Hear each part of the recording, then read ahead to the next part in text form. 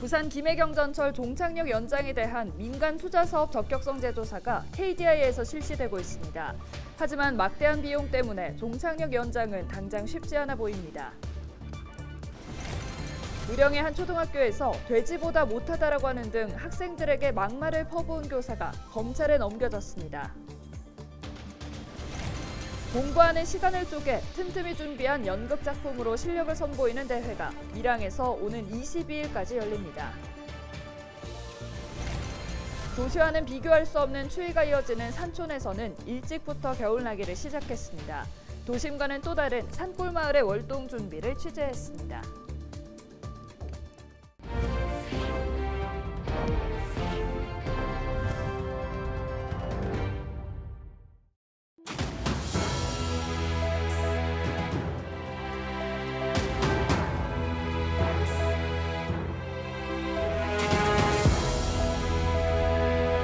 여러분 안녕하십니까? 헬로TV 경남뉴스입니다.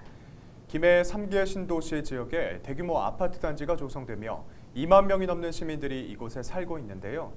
하지만 이곳의 주민들은 경전철을 이용하려면 적지 않은 시간이 걸리기 때문에 종착역을 연장해달라고 꾸준히 요구해왔습니다. 하지만 한국개발연구원 KDI의 경제성 분석 결과 비용에 비해 얻는 편익은 낮은 편으로 나오면서 종착역 연장은 쉽지 않은 분위기입니다. 김영민 기자가 취재했습니다. 2만 명이 넘는 시민들이 살고 있는 김해 3개 신도시. 대규모 아파트 단지가 조성되면서 인구가 늘었고 주민들은 꾸준히 경전철 종착역을 연장해달라고 요구해왔습니다. 그래서 김해시가 선택한 방법은 민간 자본을 활용해 역사를 짓는 민자사업.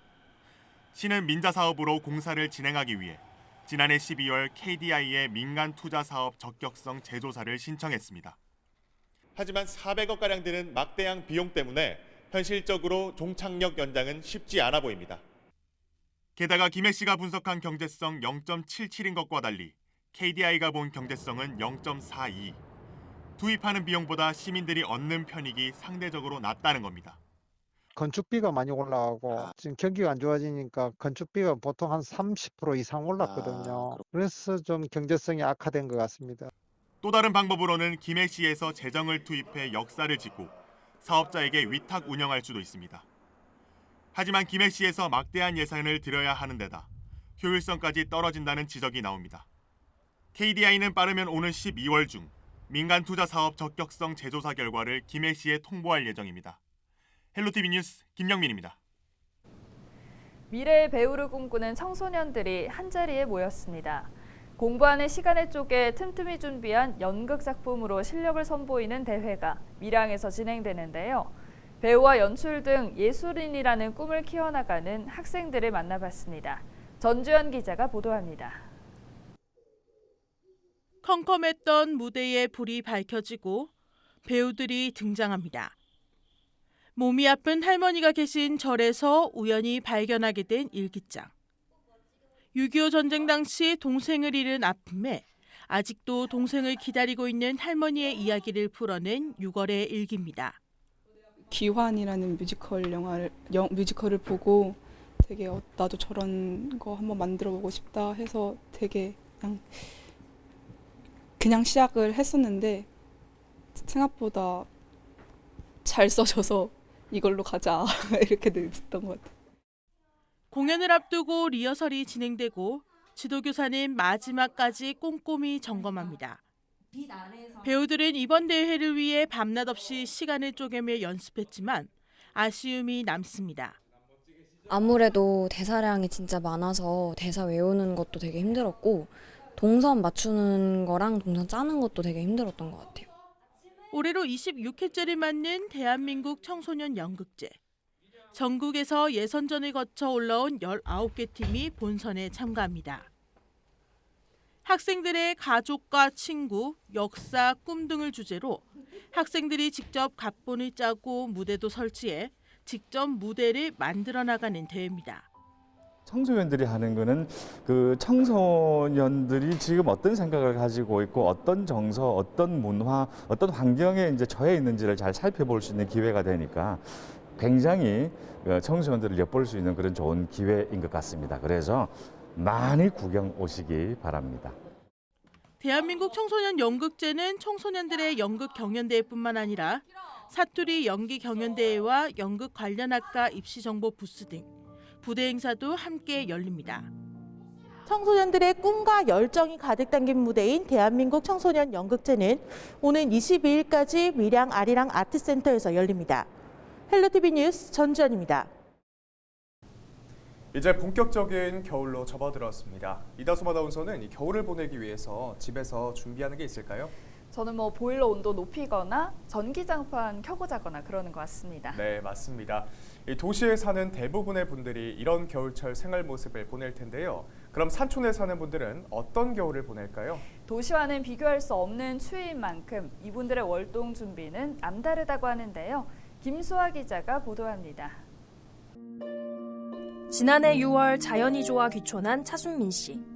해발 1000m가 넘는 산으로 둘러싸인 산꼭대기 마을에 집을 지었습니다. 말로만 듣던 영하 20도 추위를 이곳에 와서야 경험합니다. 작년 크리스마스 때 영하 25도까지 여기가 내려갔었어요. 그러니까 물 뿌리면 막 이렇게 얼 정도로. 산촌에서 맞는 두 번째 겨울. 작년보다 더 철저히 월동 준비를 합니다. 제일 먼저 챙겨야 할 건 뜨거운 물입니다. 아침이면 수도가 얼어있기 때문입니다. 부동전에 물을 뺐는데도 아침에 물을 틀으면 수도 꼭지가 안 돌아갑니다. 그러면 드라이기로 말리든가 아니면 더 물을 부어야 되니까. 집에서 가장 가까운 마트까지 가는데 걸리는 시간은 차로 40분. 발이 묶일 경우를 대비해 생필품을 미리 쟁여둡니다. 필수품들은 항상 좀 많이 이제 쟁여놔야 되는 부분. 야채류 같은 경우에는 이제 조금 준비를 해서 비닐하우스 안에다 미리 이제 묻어 좀 두고 그런 형태로 이제 좀. 가장 중요한 난방은 화목난로로 해결합니다. 기름 연료나 연탄보다 더 경제적이고 편리하기 때문입니다. 겨울을 나기 위해 미리 충분히 장작을 쪼개 놓습니다. 도시와는 비교할 수 없는 추위지만 차 씨는 자연과 함께 지내기 위해서 이 정도는 충분히 감수할 수 있다고 말합니다. 그래도 여기에서 이제 공기라든지 이렇게 보이는 풍경이라든지 그다음에 이제 아침에 햇살 들어올 때 그런 부분들이 이제 좋으니까는 아직까지는 싫다라는 것보다는 좋은 점이 많은 것 같아요. 헬로티비 뉴스 김수아입니다.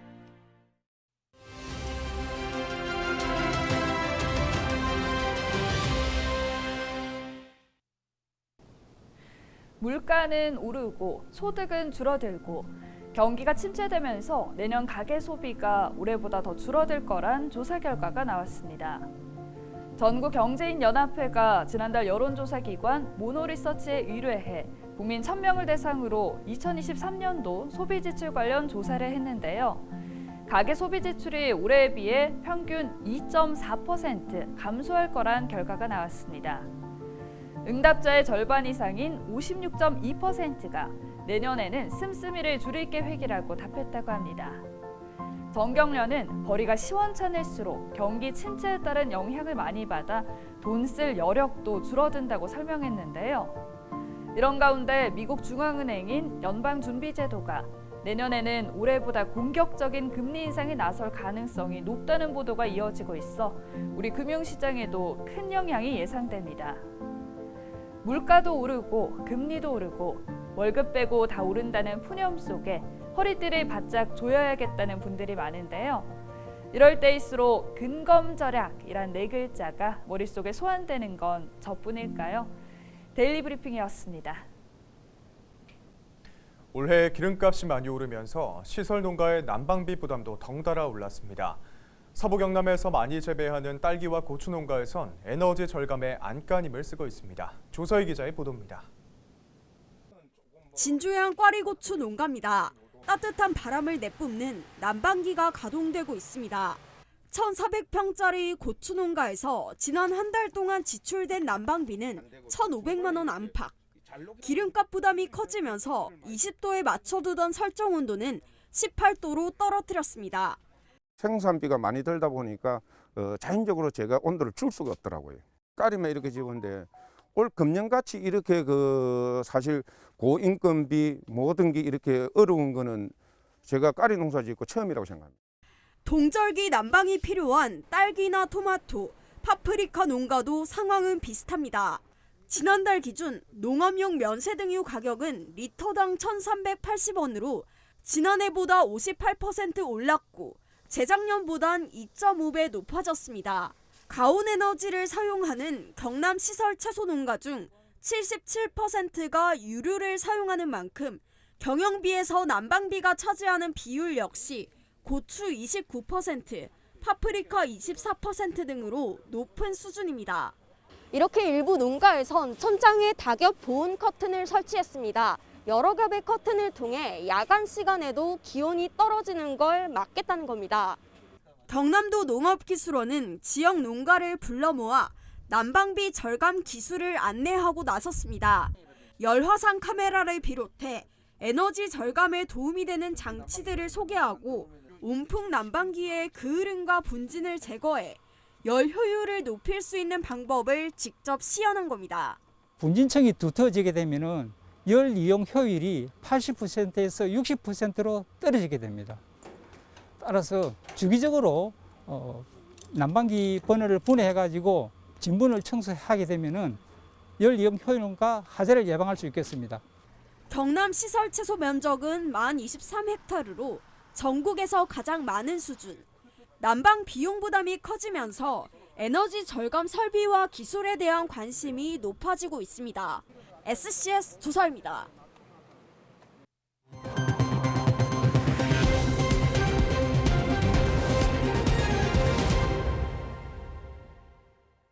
의령의 한 초등학교에서 학생들에게 막말을 퍼부은 교사가 검찰에 넘겨졌습니다. 경남경찰청 아동청소년 범죄수사대는 A 교사를 아동복지법 위반과 아동학대범죄 등의 혐의로 불구속 입건했습니다.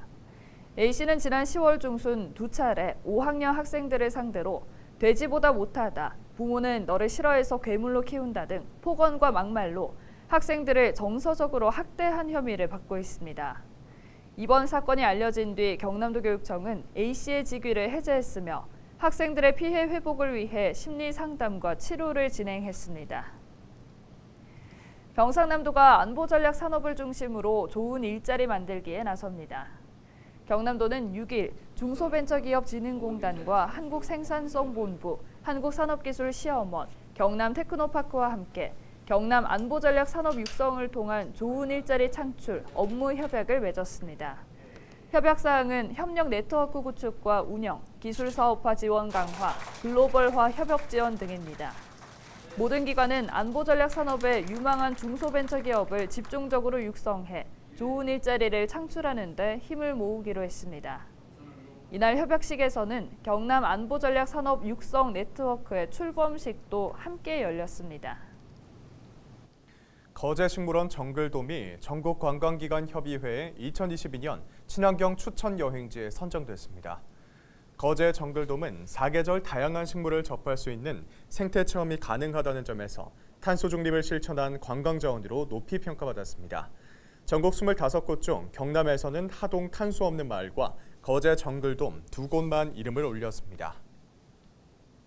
창원 한마음병원이 6일 시청을 방문해 겨울철 취약계층을 위해 써달라며 월동 난방비 1억 원을 창원 특례시에 전달했습니다.